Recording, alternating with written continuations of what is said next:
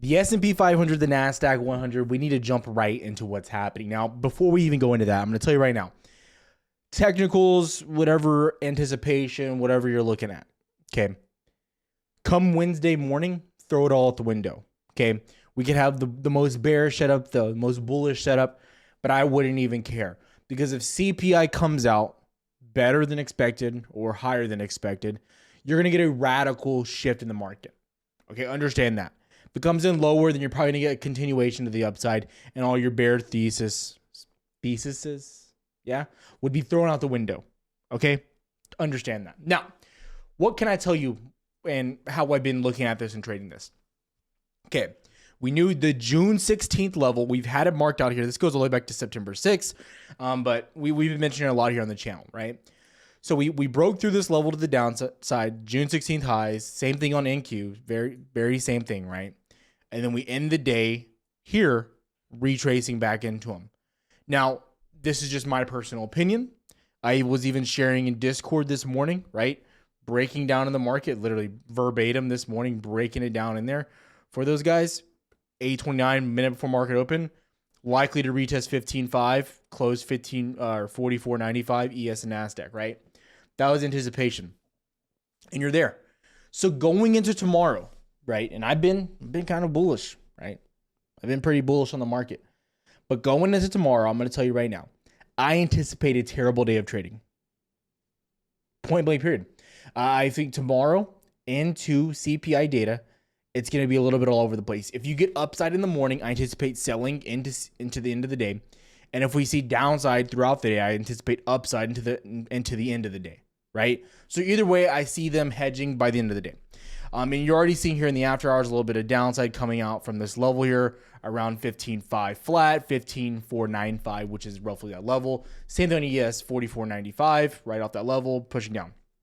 Okay, so that's what we need to understand, right? And so we're going to talk about CPI here in a second. But before we do that, I have to ask you to do two things. Consider liking and subscribing, because every single day I make videos for you so you're prepared. I tell you the good, the bad, the ugly, and most of all, I'm going to share my personal opinion with you. You know, sometimes you can go read the comments. They're like, Tyler, you're wrong, you're this. I don't care.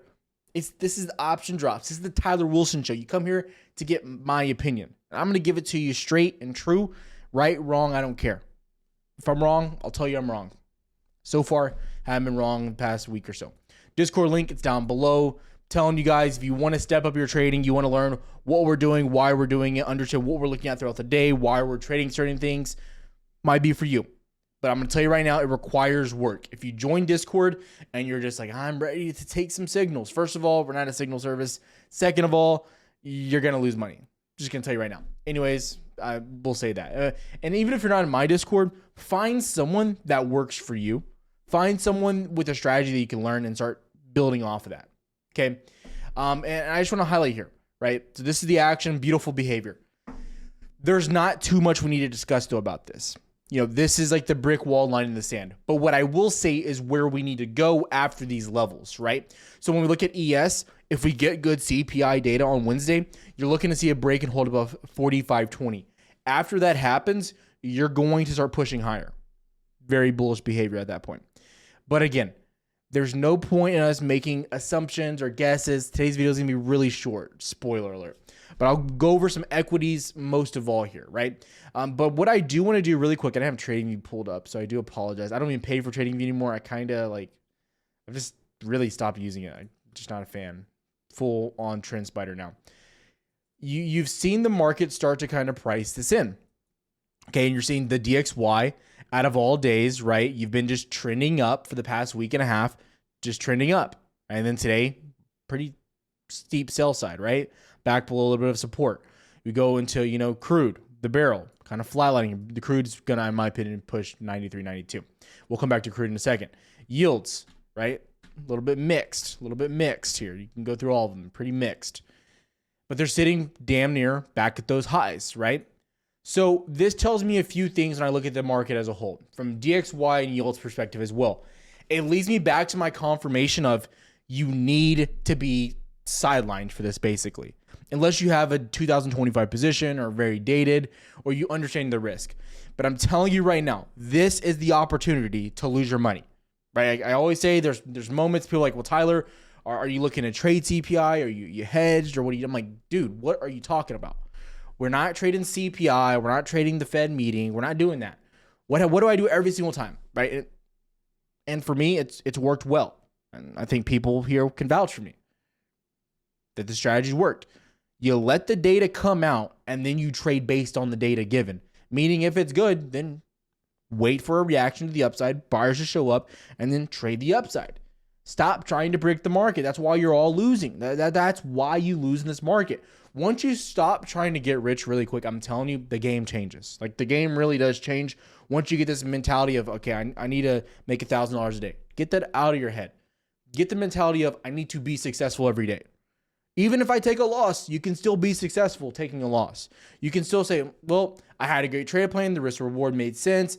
This was logical. It wasn't FOMO. This was actually a trade plan. That's still a win in my book, right? All trades aren't going to work. But when you come to the point to where you're predetermining what you're going to do, right? It's like a quarterback standing back, eyeing down one receiver, right? Receiver. I can't speak today. That safety's going to pick it off every time. Right? You got to be able to look at the whole field, scan the field, understand. Sometimes taking a sack is the play. Sometimes throwing the ball away is the play, right? Understand your circumstance, right? I'm going full on sports here, right? So we need to understand that. Okay. Those are big things you need to be looking at, visualizing in the market here. And again, DXY yields, they show me right now that there's complete indecision going into this, and it could be a big surprise. Now, again, the biggest thing we've been waiting for is here on oil. We've been tracking oil for a while. Some people were saying, oh, we're getting rejected. We're going, I was like, no, you're just bull flagging above the 200 SMA and you rejected at resistance.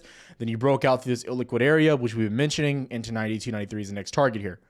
I'm going to tell you, this data here, I've been very vocal about this, has not been priced into any data any data at all. Maybe PC, maybe. At all, though.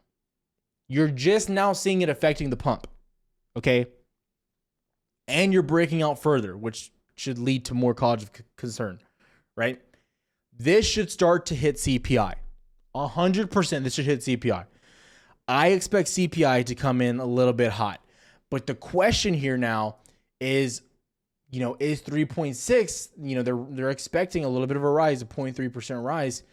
Is that going to be expectations? And if we come out expectations and we can look at the report and we see that it's all primarily from energy, does that justify the Fed to be a little bit more hawkish and push those rates? That's the question, right? And so again, when I look at this, I have to say it's time to hit the brakes on trading for a second. Let's let this data comes out. One, let's see if it even comes out at expectations or comes in lower. It's possible. We've seen crazier CPI reports. We've seen crazier data reports. And then two, we need to see what the Fed says about this report. Because again, they've been very adamant about PCE, unemployment going up in those areas, right? And unemployment's finally jumping. I think it's like 3.8%, I think, right now, which is pretty high. So those are things we're looking for and that have me excited. But there's also like a balance here of what's happening, right? The Fed doesn't necessarily want to keep tightening. We understand that fully, based on the credit downgrades, based on everything that's happening right there. And as unemployment rises, they anticipate the market to get rocky, right? It just makes logical sense, right? So they don't want to add more fuel to the fire, if you will, here, right? So you have to understand where the Fed is and kind of what they want to do.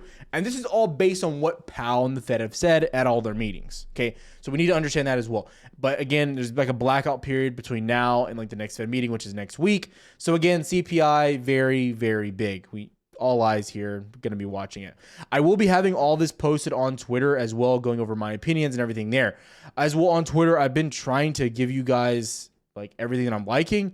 I've been really hammering home Amazon.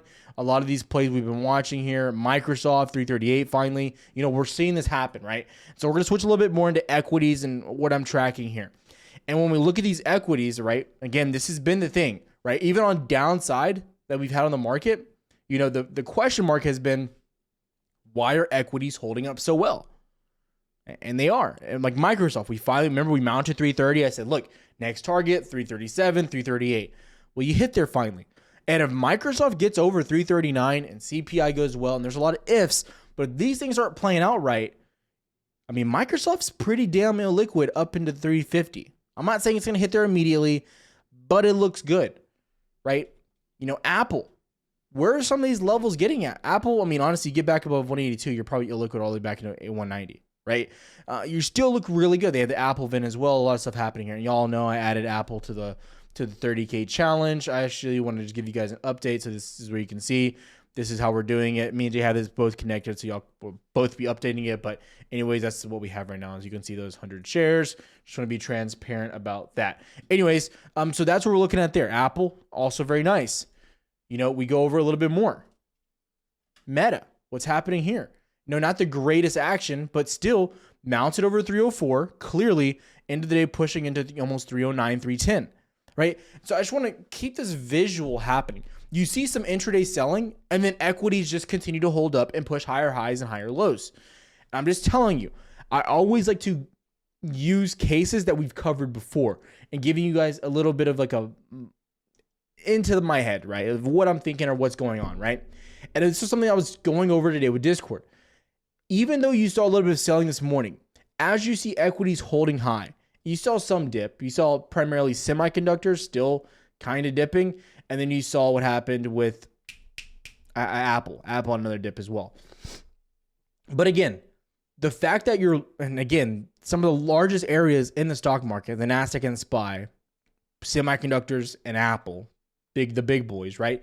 Being held down, but able to hold equities at these levels, Microsoft pushing highs continuously throughout the day, even through the selling, right? These are things you have to be considering. And it's showing for me, and again, if we look at volume, okay, Yahoo Finance, easy way to look. People always like, where do you look at volume? I'm like, dude, Yahoo Finance, it's free. Again, absolutely terrible. Absolutely terrible. Volume is abysmal. And this is just telling me that sellers continue to not step in, right? But the one caveat, the one thing that you have to really put in there and to think about is you do have a big data pool coming up, okay? So I still think selling shorting here is ridiculous, not a logical, smart thing to do, right? You wait until data comes out and then you play the short position from there. If inflation really is back on the rise, we'll see it from there and we'll see the Fed try to handle it. But again, as we look here, you're seeing the market respect this thesis as well. Selling here and shorting makes no logical sense. Be patient and just continue to watch what's happening. I'll have some charts mentioned on Twitter in a little bit tonight. But as of right now, too, even though I like the upside, and God bless Tesla, God bless Texas, and, you know, God bless football, because we're finally back to the football season. Everything is right in the world right now. I'm telling you, everything is right.